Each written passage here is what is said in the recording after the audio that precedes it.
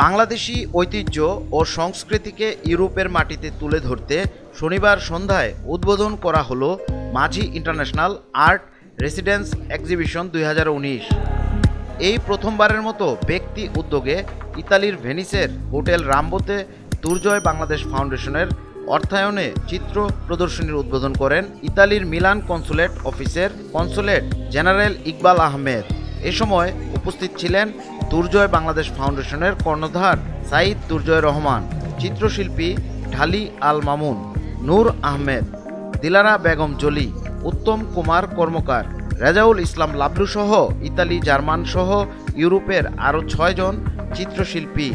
11 জন চিত্রশিল্পীর চিত্রকর্ম নিয়ে শনিবার 4 আগস্ট শুরু হওয়া এই এক্সিবিশন চলবে 11ই আগস্ট পর্যন্ত।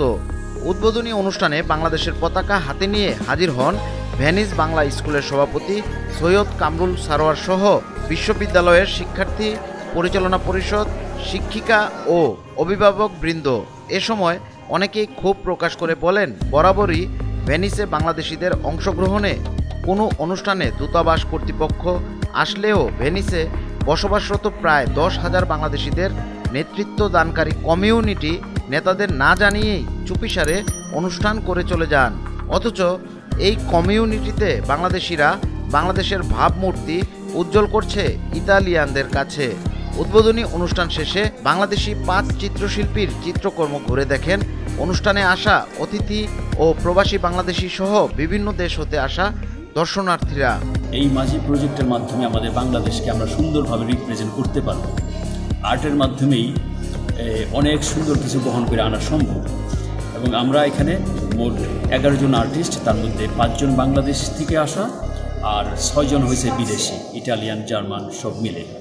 তাহলে একটাই কারণ যে মাঝি হয়েছে আমাদের গাইড, যে মাঝি নৌকা বহন করে নিয়ে যায় এবং এক একটা মাঝি এক একটা লাইফ। মানে এই জন্য আমার যে কাজগুলি করছি এরা সব আমাদের প্রজেক্টের এক একজন কর্মী এবং আর্টিস্ট।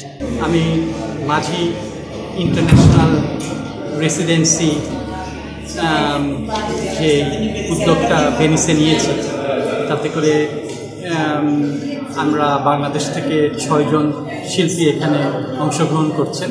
এবং যেহেতু ভেনিসে চিত্রকলায় এবং তাদের ঐতিহ্যের জন্য তারা খুব বিখ্যাত, সেই কারণে এখানে ভেনিসিয়ান কয়েক আর্টিস্ট 4 জনকেও নেওয়া হয়েছে, যাতে করে আমাদের বাংলাদেশের শিল্পীরা ভেনিসিয়ান শিল্পীদের সাথে কাজ করে তাদের যে কালচার, তাদের যে আর্ট প্র্যাকটিস, সেগুলো সম্বন্ধে জানতে পারে। এই ধরনের আর্ট রেসিডেন্সি আসলে প্রাইভেট প্যাট্রোনাইজেশন ছাড়া হয় না।